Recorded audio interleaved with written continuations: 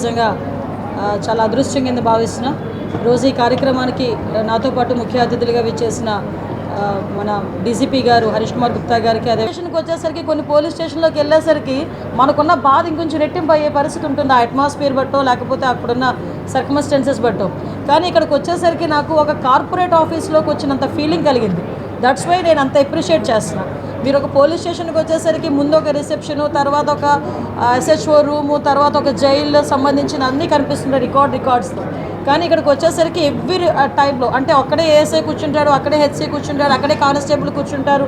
ఇవన్నీ జరిగే పరిస్థితి నుంచి ఈరోజు సపరేట్గా దీనికి ఈ బిల్డింగ్లో హార్డ్లీ నేను ఇప్పుడే చూస్తున్నా 320 గజాల్లో దగ్గర 2,50,00,000 రూపాయలు పెట్టి ఒక beautiful building, beautiful police station కట్టారు. ఇందులో చూస్తే ప్రతి ఒక్కరికి కూడా ఆఖరికి హెడ్ కానిస్టేబుల్కి కూడా ఒక రూము, ASIకి ఒక రూమ్, SIకి ఒక రూమ్, CIకి ఒక రూమ్, ASPకి కూడా ఒక ACPకి కూడా ఒక రూమ్ కూడా అలాట్ చేసి ముందుగానే, అంటే ఫర్దర్గా మనకు ఎక్స్పాండ్ చేస్తామేమో ముందుగానే ఊహించి ఒక రూమ్ ఏర్పాటు చేయటం. వీటన్నిటికీ మించి this is the first police station having gym. అంటే ఒక శారీరక వ్యాయామం కూడా. ఎప్పుడంటే పోలీసులకి మెంటల్ ప్రెషర్ అంటుంటుందో ఆ మెంటల్ ప్రెషర్ని తట్టుకోవాలనుకుంటే కనుక ఫిజికల్ ఎక్సర్సైజ్ అవసరం అని చెప్పడానికి కూడా ఒక జిమ్ రూమ్ని ఏర్పాటు చేశారు. ఎస్పెషల్లీ ఆ ప్రెషర్ని తట్టుకోవడానికి ఒక యోగా రూమ్ ఏర్పాటు చేశారు. ఇంకో బ్యూటిఫుల్ థింగ్ ఏంటంటే వచ్చిన వాళ్ళు ఎవరైనా ఉమెన్కి సంబంధించి రిలేటెడ్ ఇష్యూస్లో వస్తే ఆ పిల్లలకి ఆడుకోవడానికి ఒక జోన్, ప్లేయింగ్ జోన్ కూడా ఏర్పాటు చేశారు. అంటే ఒక పోలీస్ స్టేషన్లో ఇన్ని ఫెసిలిటీస్ కల్పించి, అదే కాకుండా ఈరోజు ఇక్కడ చూస్తే నేరస్తులకి భయం కలిగేలా మీరు అబ్జర్వ్ చేసుకుంటే లాస్ట్ 1 ఇయర్లో నేను చాలా గర్వంగా చెప్తానండి. విజయవాడ సిటీలో ముఖ్యంగా సత్యనారాయణపురం పోలీస్ స్టేషన్ పరిధి ఎలా ఉంటుందంటే, ఒక పక్క రైల్వే స్టేషన్ అంటే డిఫరెంట్ ఏరియాస్ నుంచి వచ్చే వాళ్ళు ఉంటారు. కొంత ఈ గాంజా బ్యాచ్ ఉంటుందని ఒక రకమైన ఆలోచన. ఆ ఏరియాస్లోకి వెళ్తే నైట్ కూడా తిరగలేము అన్న ఒక ఫీలింగు. అదేవిధంగా ధర్నా చౌక్, ఎప్పుడు ఏ పార్టీ వాళ్ళు, ఎప్పుడు ఏ ఉద్యోగస్తులు, ఎప్పుడు ఎవరు ధర్నా చేస్తారో అది మానిటరింగ్ చేయటం. సో ఇటువంటి కొంచెం మనకు చెప్పాలంటే చాలా ఎక్కువగా హాట్స్పాట్స్ ఎక్కువగా ఉన్న ఏరియా ఇదంతా కూడా. సో ఈ ఏరియాలోని మనం మానిటరింగ్ చేయడం కానీ, మనకేంటంటే ఇన్విజిబుల్ పోలీసింగ్ చేయడం కూడా చాలా ఇంపార్టెంట్ అని చెప్పి సుమారుగా ఈ పరిధిలో దగ్గర 200 కెమెరాలు పెట్టారు ఈ పోలీస్ స్టేషన్ పరిధిలో. ఈ పోలీస్ స్టేషన్ చుట్టూ కూడా ఒక 10 కెమెరాలు పెట్టారు. రౌడీ షీటర్స్ కూడా వచ్చి ఎవ్రీ సండే వచ్చి సిగ్నేచర్ పెట్టాల్సిన రౌడీ షీటర్స్ కూడా వచ్చారా లేదా తెలియడానికి వాళ్ళకి ఫేస్ రికగ్నిషన్ పెట్టారు. అంటే టెక్నాలజీని మోస్ట్లీ అడాప్ట్ చేసుకొని నేరాల నియంత్రణకి కూడా ఇక్కడ మనం చేసే పరిస్థితి కూడా కనిపిస్తూ ఉంది. నిజంగా చాలా అప్రిషియేట్ చేయాలి. ఈరోజు ఇప్పుడే అన్నారు విజయవాడ మా MP గారు, MLA గారు కూడా ఉన్నారు.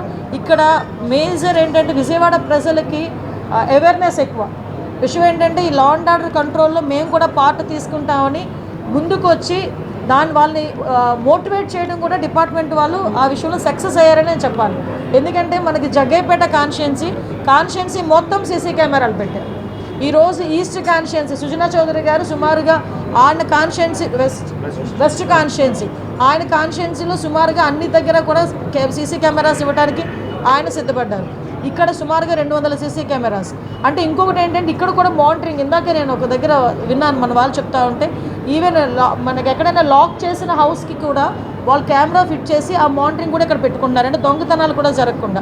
మీరు అబ్జర్వ్ చేస్తే ఏ నేరం జరిగినా కూడా వితిన్ 24 అవర్స్లో పట్టుకోగలుగుతున్నారు పోలీస్ డిపార్ట్మెంట్ అంటే ఆ ఇన్విజిబుల్ పోలీసింగ్ ద్వారానే. ఈవెన్ డ్రోన్ వాళ్ళు ఉన్నా లేకపోయినా ఒక డ్రోన్ రోజు కూడా ఈ పరిధిలో తిరిగే పరిస్థితి కనిపిస్తూ ఉంది.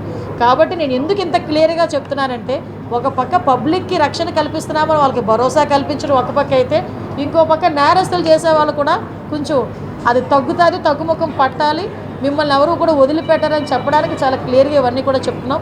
ఇప్పుడు రాష్ట్రంలోనే మీరందరూ చూసారండి, రాష్ట్రం మొత్తం మీద CC కెమెరాలు మేము 1,00,000 టార్గెట్ పెట్టుకున్నాం. 1,00,000 టార్గెట్కి దిశగా ముందుకెళ్తున్నాం. హార్డ్లీ ఇంకో 20-30% కనుక అది క్లియర్ అవుతుంది.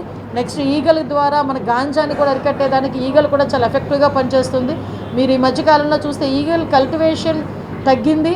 మనకి ఒరిస్సా అటువైపు నుంచి వస్తుందంటే రీసెంట్గా మొన్న ఒక చిన్న మీటింగ్ యాక్చువల్గా పోస్ట్పోన్ అయింది. మళ్ళీ రీసెంట్గా ఈ వీక్లో మన డీసీపీ గారు కూడా మీటింగ్ అటెండ్ అవుతారు. ఒరిస్సా అండ్ పోలీస్ అండ్ మన పోలీస్ కలిపి ఒక coordination meeting. At the same time మీ అందరికీ కూడా ఒక విన్నపం, యోగా డే కూడా June 21 యోగా డే కూడా జరుగుతోంది. ఆ రోజు గౌరవ ప్రధానమంత్రి మోడీ గారు కూడా విశాఖపట్నం వస్తున్నారు. దానికి ప్రతి ఒక్క నెల రోజుల ప్రోగ్రామ్స్ కూడా ఇచ్చున్నాం.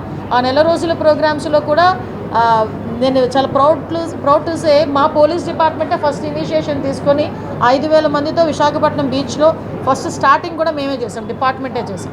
సో అన్ని విషయాల్లోని కూడా ఈ 1 year కాలంలోనే మీరు అబ్జర్వ్ చేస్తుంటారు, ఎక్కడా కూడా హౌస్ అరెస్టులు లేవు, పరదాలు కట్టట్లేదు, చెట్లు కొట్టట్లేదు, జనాలకి ఎవరికి ఇబ్బందులు పెట్టట్లేదు, సీఎం గారు వస్తున్నారని షాపులు ముయ్యట్లేదు, ఎవరో మంత్రులు వస్తున్నారని ట్రాఫిక్ ఆపట్లేదు. పబ్లిక్ రిలేటెడ్కే మేము మెయిన్ ప్రాధాన్యత ఇచ్చి వాళ్ళ భద్రతే ధ్యేయంగా ఈరోజు మేము పనిచేసుకుంటున్నాం. దీనికి ప్రజాప్రతినిధులు ఎస్పెషల్లీ పోలీస్ డిపార్ట్మెంట్ అందరూ కూడా సహకరిస్తున్నారు. ఎంత ప్రెజర్ ఉన్నా కూడా పోలీస్ డిపార్ట్మెంట్ ప్రజలకు సేవ చేసే విషయంలో వెనకడుగు వేయరు అని చెప్పడానికి సంవత్సర కాలంలో మా పోలీస్ డిపార్ట్మెంట్ పనిచేసిన తీరు బట్టి మీ అందరికీ కూడా అర్థమయ్యే ఉంటుంది. దానికి ప్రజల సహకారం అవసరం, మీడియా సహకారం అవసరం. Thank you. నేను ఈ వర్డ్ మా డీజీపీ గారు, సిపి గారు ముందు చెప్పాలి, అంటే చెప్పాలో కూడా నాకు తెలియదు. కానీ చట్టాన్ని కంట్రోల్ చేయాల్సింది పోలీసులే. చట్టాన్ని పోలీసులు చేతిలోకి తీసుకోవడం ఏంటి? విషయం ఏంటంటే ఒకటండి, నాకు అర్థం కానిది ఏంటంటే తప్పు చేసినోడికి కులం ఏంటి, మతం ఏంటి, అదొక్కటి చెప్పండి. అది వాళ్ళు గాంజా బ్యాచ్. నిన్న కూడా మా వాళ్ళు డిపార్ట్మెంట్ అంతా కూడా ఒక ప్రెస్ నోట్ కూడా రిలీజ్ చేశారు డీజీపీ గారు. అసలు వాళ్ళ మీద ఎన్ని రౌడీ షీట్స్ ఉన్నాయి, అసలు తెనాల్లోని నాకే కాదండి, మీకు కూడా ఒక సోషల్ రెస్పాన్సిబిలిటీ ఉంది, ఒక విలేకరులుగా మీకు కూడా. ఒక్కసారి తెనాల్లో వాళ్ళ తాలూకా నేచర్ ఏంటి, వాళ్ళ తాలూకా బ్యాక్గ్రౌండ్ ఏంటి అన్నది ఒకసారి చెక్ చేయండి. యాక్చువల్గా ఒక గాంజా బ్యాచ్ పోలీస్ డిపార్ట్మెంట్ మీద చేసుకునేటప్పుడు అంటే ఫర్దర్గా ఒకసారి దానికి కూడా వీళ్ళు రాజకీయ రంగు పులిమేసి దానికి కులాన్ని అంటగట్టి మతాన్ని అంటగడతా ఉంటే ఇంకా పోలీస్ డిపార్ట్మెంట్ ఎలా వర్క్ చేసుకోవాలి? ఒకసారి ఆలోచించాలి. ఇదే పోలీస్ యాక్షన్ తీసుకోలేదు అంటారు, ఏదైనా ఒక స్టెప్ ఫార్వర్డ్ వేస్తే ఈ రకంగా మాట్లాడతారు. అంటే నేనేమంటానంటే కొంత పని మా డిపార్ట్మెంట్ చేసుకుని ఇవ్వాలి. అలాగని ఇప్పుడు అమాయకులను ఎవరిని కూడా మేము పడితే, ఇప్పుడు నేను ఒకటే మాట్లాడుతున్నానండి, ఇదే ఇప్పుడు ఎక్స్ సీఎం ఇప్పుడు ఈయన జగన్మోహన్ రెడ్డి ఏదేదో మాట్లాడుతున్నారు, ట్వీట్లో ఏదో పడుతున్నారు, రేపు కూడా వస్తారు అంటున్నారు. నేను డైరెక్ట్ క్వశ్చన్ అండి, డాక్టర్ సుధాకర్ అనే వ్యక్తి మాస్క్ అడిగిన పాపానికి నడి రోడ్డు మీద రెక్కలు విడిచి చొక్కా ఇప్పి కొట్టిన సందర్భం మర్చిపోయారా? మరి ఆ రోజు ఎందుకు మాట్లాడలేదు జగన్మోహన్ రెడ్డి? ఆ రోజైతే భావ స్వేచ్ఛా ప్రకటన, ఆ రోజైతే అదే చంద్రబాబు నాయుడు గారు అమరావతి చూడటానికి వెళ్తే బస్సు మీద రాళ్ళు ఇసురుతూ ఉంటే ఆ రోజు ఎందుకు రాళ్ళు ఇసిరారంటే భావ స్వేచ్ఛా ప్రకటన అని మాట్లాడారు. అదే పోలీస్ డీజీపీ ఆఫీస్కి పక్కనే ఉన్న మా సెంట్రల్ ఆఫీస్ మీద దాడి చేస్తే మా కార్యకర్తలకి బీపీ వచ్చింది అన్నారు. ఇవన్నీ ఎక్స్సీఎం మాట్లాడిన మాటలే కదా. ఈరోజు ఇప్పుడు అదే వరప్రసాద్ అని, మన రాజమండ్రిలో వరప్రసాద్ అని ఇసుక మాఫియా గురించి మాట్లాడితే పోలీస్ స్టేషన్లో కూర్చొని శిరోముండనం చేస్తే మరి ఆ రోజు ఎందుకు మాట్లాడలేదు? దళిత నాయకుడు, ఆ రోజు దళితులు ఎందుకు శిరోముండనం చేశారు అని చెప్పి ఆ రోజు ఎందుకు మాట్లాడలే? ఆ రోజు ఎందుకు వరప్రసాద్ ఇంటికి వెళ్ళి పలకరించలే? ఆ రోజు ఎందుకు డాక్టర్ సుధాకర్ ఇంటికి వెళ్ళి పలకరించలే? ఆ రోజు ఎందుకు ప్రవీణ్ ఇంటికి వెళ్ళి పలకరించలే? అంటే పులివెందల నాగమ్మ అనే అమ్మాయిని చాలా బ్రూటల్గా హత్య చేస్తే మేము వెళ్తే మా మీద అట్రాసిటీ కేసులు పెట్టారే. మరి పులివెందల నియోజకవర్గంలో నాగమ్మ ఇంటికి ఎందుకు ఆ రోజు జగన్మోహన్ రెడ్డి వెళ్ళే? ఈరోజు రాజకీయ లబ్ధి గురించి కులాలని మతాలని రెచ్చగొట్టడానికి మాత్రమే ఈరోజు తప్పు చేసిన వాడి ఇంటికి, అదేవిధంగా గాంజాయి బ్యాచ్ వాళ్ళ ఇంటికి వెళ్తున్నాడంటే అతని బ్యాక్గ్రౌండ్ ఏంటో మనం కూడా ఆలోచించుకోవాలి, ప్రజలు కూడా ఆలోచించుకోవాలి. చట్ట ప్రకారం ఏం చేయాలన్నా పోలీసులకే చెల్లుతుంది. ఏ పోలీస్ అయినా చట్ట ప్రకారమే చేయాలి, చట్ట ప్రకారమే చేస్తారు, చట్ట ప్రకారమే చేస్తున్నారు.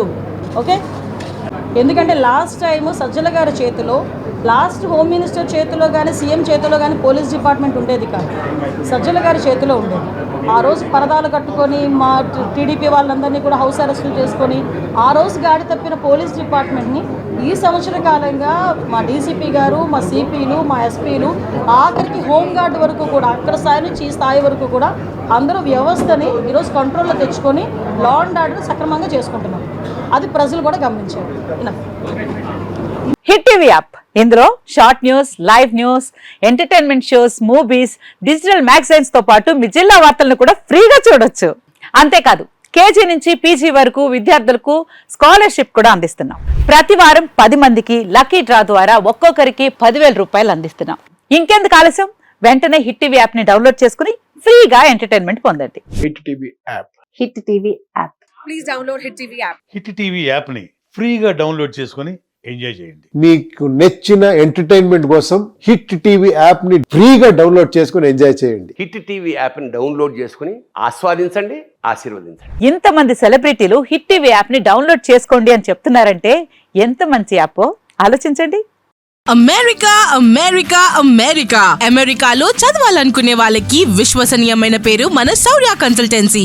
UK లో 1 year masters. UK లో 1 year masters. 2 years work permit up to 5 years visa. Contact Saurya Consultancy. Contact 89851 89851.